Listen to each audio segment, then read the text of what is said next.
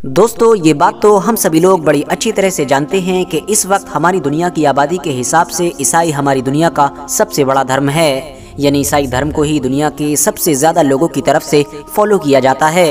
मगर अगर pure reports की माने तो 2050 तक ये आंकड़ा पूरी तरह से बदल जाएगा, क्योंकि 2050 में इस्लाम पूरी दुनिया का सबसे बड़ा धर्म बन जाएगा। और ऐसा इसलिए कहा गया है क्योंकि प्योर रिपोर्ट्स के सर्वे से ये बात क्लियर हो चुकी है कि इस वक्त हमारी दुनिया में सबसे तेज़ी के साथ फैलने वाला धर्म इस्लाम ही है। हर साल दुनिया के अलग अलग इलाकों से लाखों लोग इसको पढ़कर इससे इंस्पायर होकर इसको अपना लेते हैं।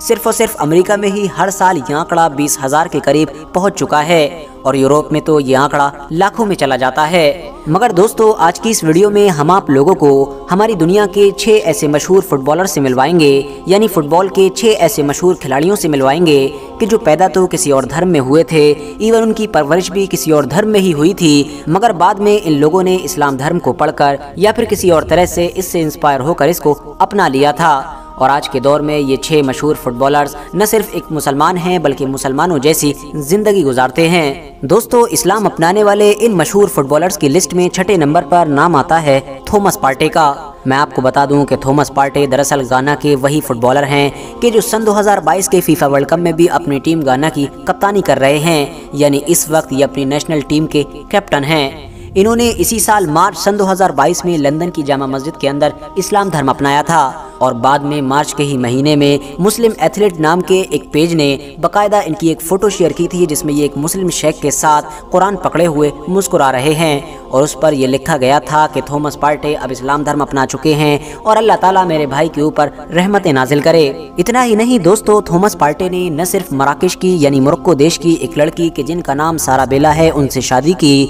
बल्कि शादी के बाद ही अपना नाम बदलकर भी याकूब रख लिया है। इस बात का ऐलान उन्होंने खुद से ही ऑफिशियली जून के महीने में अपने सोशल मीडिया के थ्रू किया था, जिसमें उन्होंने बताया था कि अब वो मुसलमान हो चुके हैं और एक मुस्लिम लड़की से प्यार भी करते हैं। इतना ही नहीं, उन्होंने कहा था कि मुसलमान होने की वजह से बहुत सारे मेरे दोस्त मुझको छोड़ भी देंगे, मगर मुझको इस बात की कोई परवाह नहीं है क्योंकि मैं तो पहले से ही मुसलमानों के ही साथ जिंदगी गुजार कर बड़ा हुआ हूँ और अब तो मैं एक शादी भी कर चुका हूँ और अपना नाम बदलकर भी याकूब रख लिया है और अब मैं अल्लाह से अपनी ज़िंदगी में किए गए सारे गुनाहों से माफ़ी चाहता हूँ और अब मैं एक सच्चे पक्के मुसलमान वाली ज़िंदगी गुजार रहा हूँ। दोस्तों इस लिस्ट में अब अगला नाम थियरी हेनरी का है। आपको बता दूं कि मशहूर फ्रेंच फुटबॉलर हेनरी ने सन 2008 में अल जजीरा को इंटरव्यू देते हुए ये बात कबूल की थी कि दरअसल वो एक मुसलमान हैं जो पहले ही अंदरूनी तौर पर मुसलमान हो चुके हैं। आपको बता दूं कि 17 अगस्त 1977 को फ्रांस में ही पैदा होने वाले हेनरी ने बताया था कि दरअसल उनके इस्लाम धर्म अपनाने के पीछे जो सबसे बड़ी वजह बने थे वो दरअसल इनके ही दोस्त और दुनिया के एक मशहूर फुटबॉलर यानी कि फ्रैंक रिबेरी थे, क्योंकि उन्होंने ही इनके सामने इस्लाम को इंट्रोड्यूस किया था और उसके बाद ही मैं धीरे धीरे इस्लाम से इंस्पायर होना शुरू हुआ था। हेनरी ने न्यूयॉर्क, रेड बुल और बार्सिलोना के अलावा भी दुनिया के बहुत सारे बड़े बड़े क्लब्स के साथ खेलकर फुटबॉल की दुनिया में अपनी एक अलग पहचान बनाई है। फिलहाल दोस्तों अब इस लिस्ट में चौथा नाम है डैनी बिलम का। दोस्तों अगर आप लोग फुटबॉल देखते हैं और फुटबॉल के शौकीन हैं तो आप लोगों ने डैनी बिलम को देखा ही होगा, नहीं भी देखा होगा तो कम से कम नाम तो सुना ही होगा। ये एक जर्मन फुटबॉलर हैं जो 7 जनवरी 1991 को जर्मनी में ही पैदा हुए थे। फॉरवर्ड की हैसियत से खेलते हुए इन्होंने अभी तक अपने करियर में दुनिया के बड़े बड़े अवार्ड्स अपने नाम किए हैं। डैनी पैदाइशी तौर पर तो एक ईसाई थे, मगर सन 2015 में इन्होंने भी इस्लाम धर्म को अपना लिया था और अब बाकायदा ये एक रिलीजियस पर्सनैलिटी हैं, यानी कि मजहबी इंसान जो 5 वक्त की न सिर्फ नमाजें अदा करते हैं बल्कि अक्सर ये कहते भी रहते हैं कि वो कोशिश करते हैं कि वो इस्लाम धर्म को अपनी ज़िंदगी में पूरी तरह से उतार सकें, यानी पूरी तरह से इस्लाम को फॉलो कर सकें। दोस्तों इस लिस्ट में अब तीसरे नंबर पर नाम आता है निकोलस एनेल्का का। आपको बता दूं कि ये एक फ्रेंच फुटबॉलर हैं कि जो न सिर्फ फ्रांस की नेशनल टीम में खेल चुके हैं बल्कि अपनी नेशनल टीम के मैनेजर भी रह चुके हैं। एक फॉरवर्ड प्लेयर की हैसियत से खेलने वाले निकोलस ने अपने करियर में कई बड़े बड़े कारनामे अंजाम दिए हैं। वैसे तो निकोलस एनेल्का ने सिर्फ और सिर्फ 16 साल की उम्र में ही इस्लाम धर्म को अपना लिया था, मगर इन्होंने इस बात को हमेशा एक राज ही रखा। मगर फिर 2004 में एक जर्नलिस्ट को इंटरव्यू देते हुए अचानक इन्होंने इस राज से पर्दा उठा दिया था और खुलेआम इस बात को कबूल कर लिया था कि वो काफ़ी पहले ही इस्लाम धर्म से इंस्पायर होकर उसको अपना चुके हैं। वो एक मुसलमान हैं और उनका नाम भी अब अब्दुल इस्लाम बिलाल है। फिलहाल दोस्तों अब इस लिस्ट में दूसरे नंबर पर नाम आता है पाउल पोग्बा का और मुझे उम्मीद है कि पाउल पोग्बा किसी भी इंट्रोडक्शन के मोहताज नहीं हैं, क्योंकि वो अपने खेल के दम पर आज दुनिया के सबसे महंगे खिलाड़ी बन चुके हैं। फ्रांस के इस महान खिलाड़ी का जन्म 15 मार्च सन 1993 में हुआ था। इस हिसाब से इस वक्त इनकी उम्र लगभग 29 साल के करीब पहुंच चुकी है।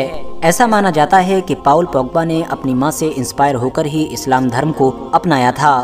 आपको बता दूं कि ये अपने खेल की वजह से यानी काबिलियत के बलबूते पर दुनिया के सबसे ज्यादा प्रॉमिसिंग यंग प्लेयर माने जाते हैं। पाउल पोग्बा ने सन 2013 में गोल्डन बॉय जबकि सन 2014 में ब्रावो अवार्ड अपने नाम किया था। इसके अलावा सन 2016 में इन्होंने अपनी कौमी टीम यानी फ्रांस को यूरो कप के फाइनल तक पहुंचाने में एक बड़ा किरदार अदा किया था और तब से ही ये फ्रांस टीम में एक परमानेंट खिलाड़ी की हैसियत से खेलते आ रहे हैं। मगर हाँ, कतर में होने वाले सन 2022 के फीफा वर्ल्ड कप में ये चोटिल होने की वजह से अपनी टीम के साथ शामिल नहीं हो सके हैं। इस्लाम धर्म अपनाने वाले इन फुटबॉलर्स की इस लिस्ट में पहले नंबर पर नाम आता है फ्रैंक रिबेरी का। फुटबॉल की दुनिया में अपनी एक अलग धूम मचाने वाले फ्रैंक रिबेरी दरअसल फ्रांस के एक फुटबॉलर हुआ करते थे और फ्रांस की तरफ से खेला करते थे। सन 2002 में इन्होंने इस्लाम धर्म अपना लिया था और अपना नाम बदलकर भी बिलाल यूसुफ मोहम्मद कर लिया था। इसके अलावा फ्रैंक रिबेरी ने ये स्टेटमेंट भी दिया था कि जब से उन्होंने इस्लाम धर्म को अपना लिया है तब से वो पहले से भी ज्यादा दिमागी और जिस्मानी तौर पर मजबूत हो गए हैं। आपको बता दें कि फ्रैंक रिबेरी एक रिलीजियस पर्सनैलिटी हैं कि जो नमाज रोज़ों पर अमल करने के साथ साथ उम्रा भी कर चुके हैं। इसके अलावा फ्रैंक रिबेरी की 5 औलादें हैं जिसमें से 3 बेटी हैं और 2 बेटे हैं। बात करें बेटों की तो बेटों में से एक का नाम सैफुल इस्लाम और दूसरे का नाम मोहम्मद है। हैरानी की बात यह है कि सन 2013 में दी गार्जियन ने जब अपनी एक रिपोर्ट जारी की थी जिसमें उसने उन तमाम खिलाड़ियों की लिस्ट बनाई थी कि जो दुनिया के सबसे अच्छे खिलाड़ी हैं, तो उसमें मेसी और रोनाल्डो के बाद तीसरा नंबर फ्रैंक रिबेरी को ही दिया गया था। इतना ही नहीं, फ्रैंक रिबेरी वो इकलौते ऐसे प्लेयर हैं कि जिनको 3 बार German footballer of the year और French footballer of the year के अवार्ड से नवाजा गया था। फिलहाल दोस्तों, आज की अपनी वीडियो को हम यहीं पर ख़त्म करते हैं।